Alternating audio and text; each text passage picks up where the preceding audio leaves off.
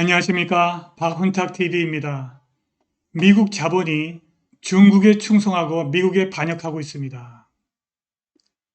시진핑이 11월 4일 비밀회의에서 2027년까지 국가주석 3연임에 성공했습니다. 중국이 미국 패권 탈취의 마지막 단계는 반도체 설계 및 생산 기술을 탈취하는 것입니다. 월스트리트저널이 미국 자본이 중국의 반도체 설계 및 생산업체에 투자하고 있다고 보도했습니다. 중국의 반도체가 유능한 귀화 선수를 받아도 무너지는 중국 축구처럼 쫄딱 망하기를 간절히 바랍니다. 방송 시작하겠습니다. 구독 버튼, 알람벨 버튼, 좋아요 버튼 부탁드립니다. 중국 공산당 중앙위원회가 2027년까지 집권을 연장하는 시진핑 국가주석의 전례 없는 3선을 보장하기 위해서 11월 4일 베이징에서 비공개 6차 전원회의를 마쳤습니다. 이 비공개 회의의 공식 성명은 시진핑 동지를 중앙위원회와 전당의 핵심으로 확고히 하는 것은 중화민족의 위대한 부흥을 향해 나가는 데 결정적 의의가 있다고 밝혔습니다.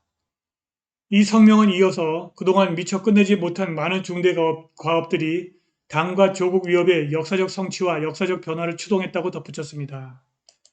400명이 넘는 당 간부, 군 지도자, 고위 정책 고문이 베이징의 철저한 보안 속에서 개최된 회의에서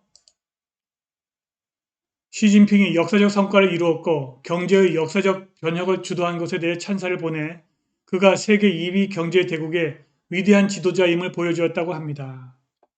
하버드 대학의 애쉬 센터 for Democratic Governance and Innovation의 이사 토니 세이치는 워싱턴 포스트지에 이 총회가 과거의 성취에 관한 것이지만 실제로는 미래에 관한 것입니다라고 말했습니다. 토니는 100년이 넘는 당의 연속성을 추적해 시진핑이 당의 핵심으로 떠오르는 것이 이 시기에 불가피했음을 보여주는 것이라고 말했습니다. 2022년 가을 시진핑은 5년마다 열리는 제20차 전당대회에서 세 번째 국가주석 임기를 확보할 것으로 보입니다.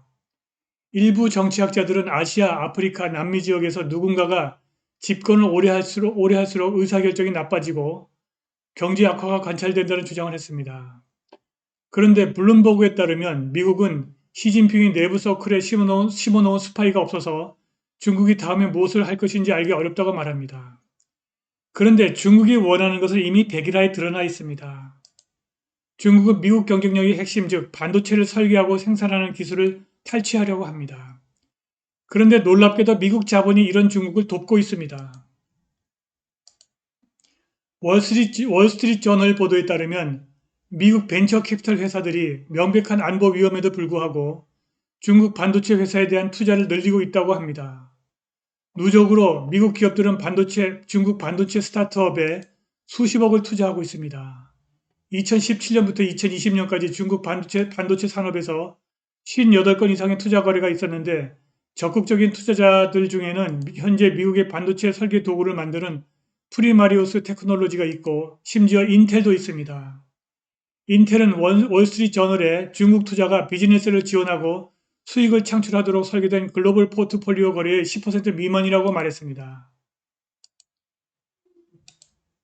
지금 이렇게 미국이 관련된 중국의 반도체 회사에 대한 투자가 이렇게 추세적으로 증가하고 있습니다. 벤처 캐피털 회사 세코이아 캐피털, 라이트스텝 벤처 파트너스, 매트릭스 파트너스 및 레드포인트 벤처스도 2020년 초부터 중국 칩 회사에 최소한 67건의 투자를 했습니다. 세코이아와 레드포인트는 그들의 거래가 실리콘밸리에 있는 미국 사무소와는 독립적으로 이루어졌다고 말했습니다.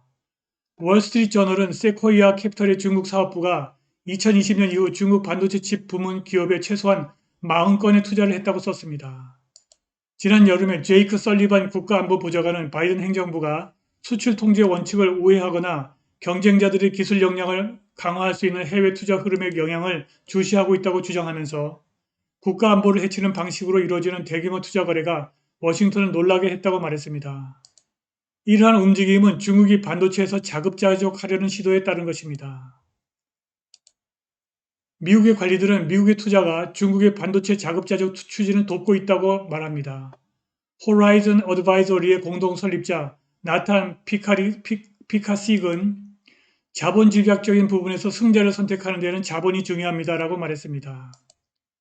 지금 2020년 이후 중국의 반도체 회사에 투자한 기업 중에 가장 많은 회사가 세코이아 캐피털 차이나였습니다. 한편 밥 케이시 상원의원과 존 콘라인과 같은 미국 정치인들은 중국의 반도체 부문에서 이루어지는 것과 같은 미국의 해외 투자를 차단하기 위한 법안을 만들고 있습니다. 미국 상공회의소와 미중 상공회의소는 이 법안에 대해서 로비 활동을 펼치고 있으며 후자그룹은 미국 역사 250년 동안 해외 자본 유출에 대한 규제는 전례가 없는 것이라고 주장했습니다. 케이시 상원의원은 너무 오랫동안 기업이 광범위한 미국 경제와 국가 안보를 고려하지 않고 이익을 우선시했다고 말했습니다. 중국은 더 진보된 칩을 만들기 위해 노력하고 있고 현재 미국이 주도하고 있는 전자 설계 자동화와 같은 분야에 집중하고 있습니다. 로디움 그룹의 파트너 틸러 하네만은 중국의 지원이 미국의 많은 투자를 주도하고 있다고 말했습니다. 월스트리트 저널에 따르면 미국 기반 벤처 캐피털리스트와 기타 개인 투자자들은 중국 반도체 칩 부문에서 20건의 거래에 참여했고 2017년 이후 매년 평균 14 또는 15건의 거래가 있었다고 합니다. 샌프란시스코의 웰던 인터내셔널은 2017년부터 2020년 사이에 중국 칩 회사에 25개의 투자를 했다고 웰던의 중국인 전무이사 힝홍이 지난달 말했습니다. 반도체 설계만 하는 패블레스와 반도체 위탁 생산만 하는 파운드리 업체에 대한 중국의 투자는 미국 패권을 탈취하려는 중국의 마지막 수순입니다. 유능한 외국 선수를 귀화시켜도 패배를 거듭하는 축구처럼 중국의 반도체 부문도 쫄딱 망하기를 간절히 바랍니다. 오늘 방송은 여기까지입니다. 감사합니다.